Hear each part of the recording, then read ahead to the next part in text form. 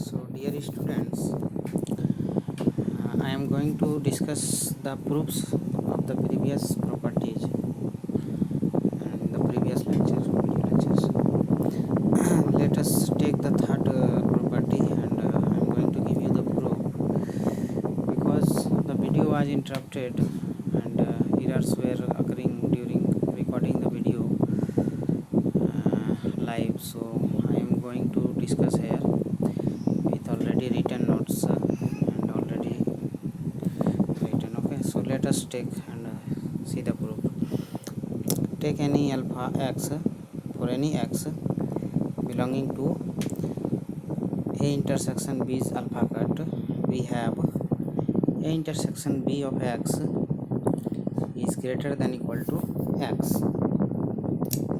Hence, minimum of ax and bx is greater than equal to alpha, and so this implies ax is greater than equal to alpha and bx is greater than equal to alpha, and this implies x belong to alpha cut of a intersection alpha cut of b, and hence the first part is that a intersection b is alpha cut is a subset of alpha cut of a intersection alpha cut of b is established, and conversely for any x belonging to alpha cut of a intersection alpha cut of b, we have x belonging to alpha cut of a and x belonging to alpha cut of b, that is ax is greater than equal to alpha and bx is greater than equal to alpha, and so consequently we can say that minimum of ax and bx is greater than equal to alpha, and this implies a intersection b of x is greater than equal to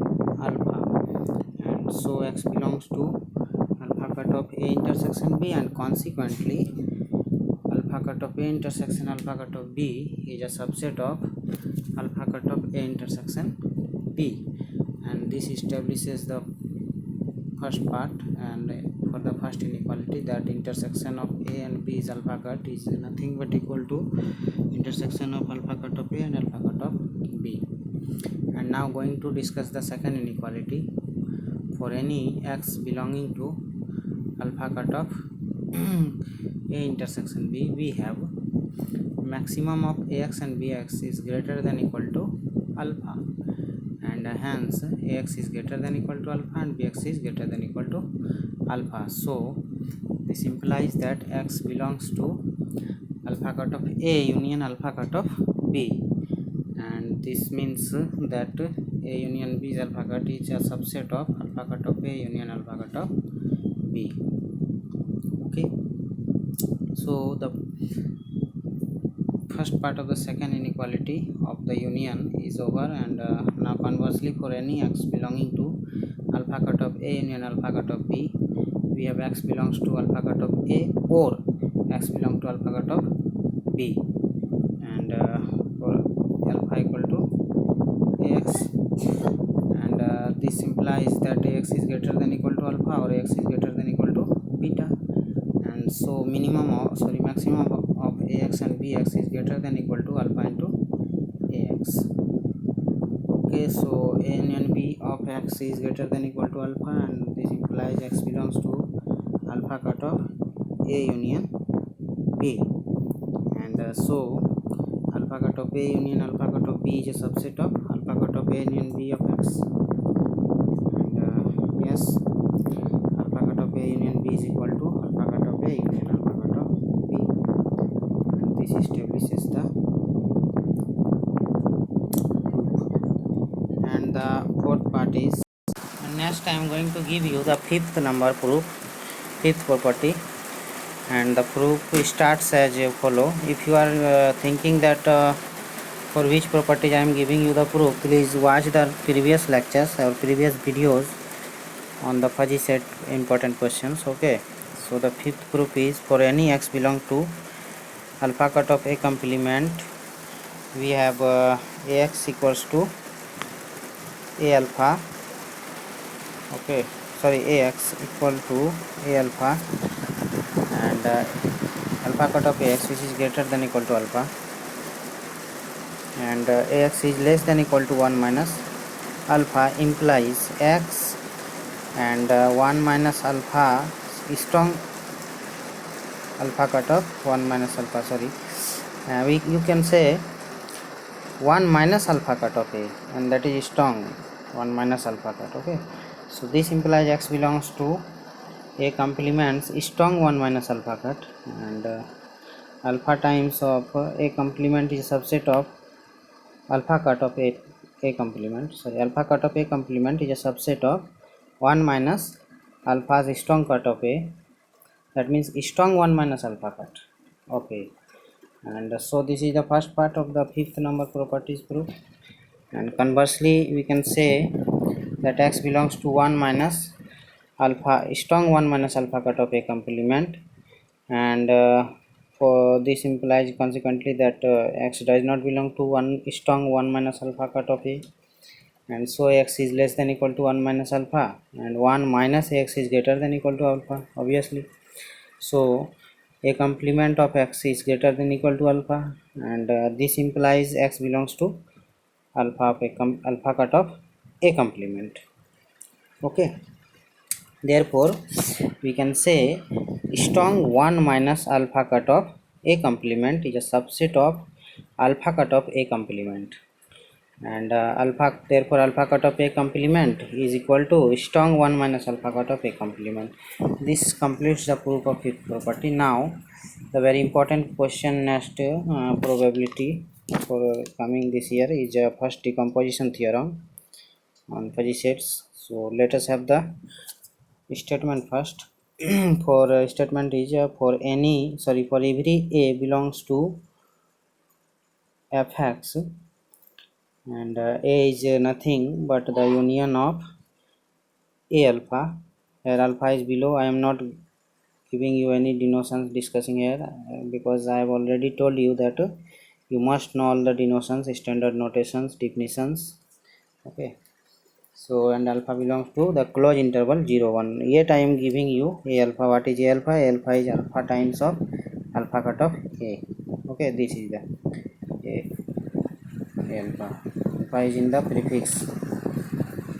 So union denotes the standard fuzzy union. Okay, now proceed towards the proof. The proof starts with this, that for each particular X belonging to the set X, let alpha is Ax, and so union of A alpha belongs to 0 to 1 of X is equal to supremum of X belong to closed interval 0 1 or supremum of Ax alpha, which is nothing but maximum of supremum of X belongs to 0 to A.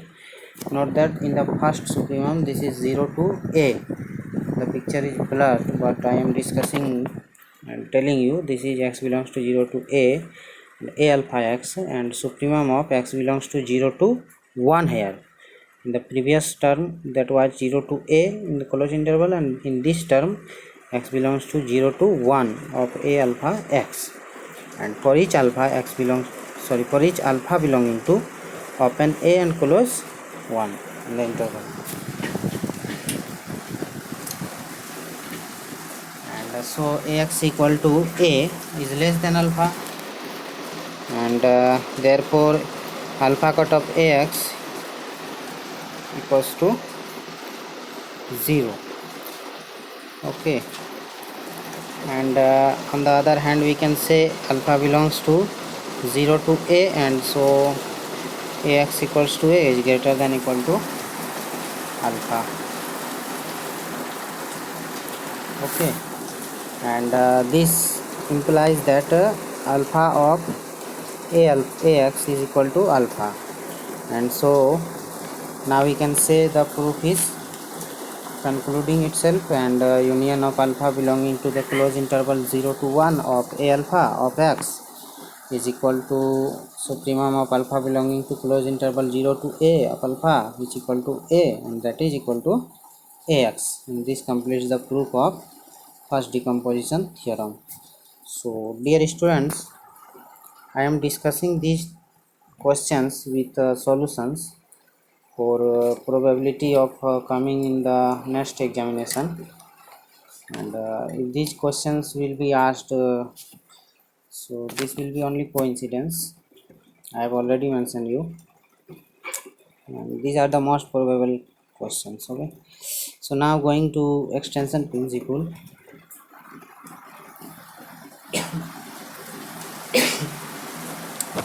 So extension principle states that any function f from x to y induces two functions.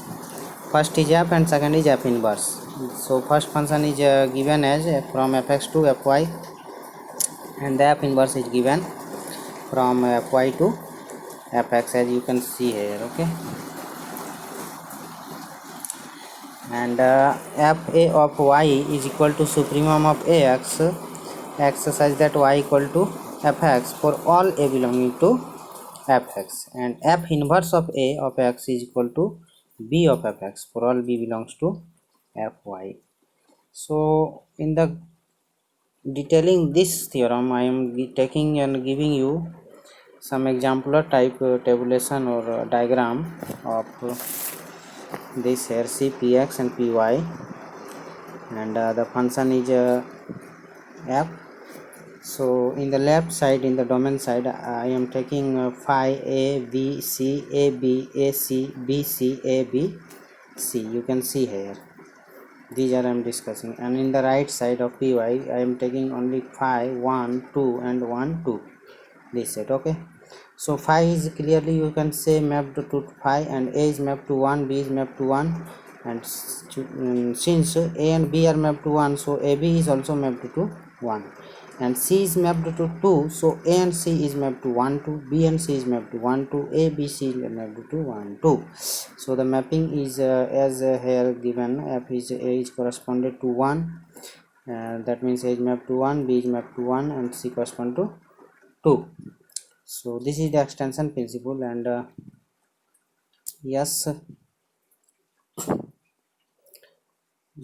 these are the properties of extension principle, that is fa is equal to phi if and only if a is phi, and second property is if a is a subset of a1 is a subset of a2, then f of a1 is a subset of f of a2, and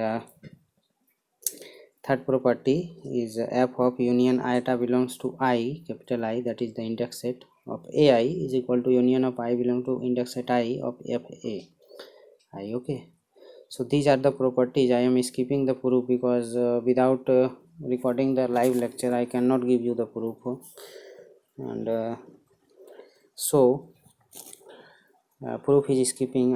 You may search for the proof if you are interested.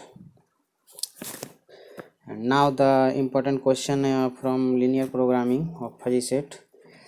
Okay, so solve the following. First question is solve the following fuzzy linear programming problem, and the question is to maximize z which equal to 0.5 x1 plus 0.2 x2 and subjected to the constraints x1 plus x2 is less than equal to b1, and the second constraint is 2x1 plus x2 is less than equal to b2, and the non-negativity conditions are x1 x2 is greater than equal to 0, where b1 of x equals to the set of all 1 for x is less than equal to 300, and not set this is the function defined here, b1x is 1 for x is less than equal to 300. So all the values will be 1 if x is less than equal to 300, and the values will be 400 minus x upon 100 for the x lying between 300 greater than 300 and less than equal to 400.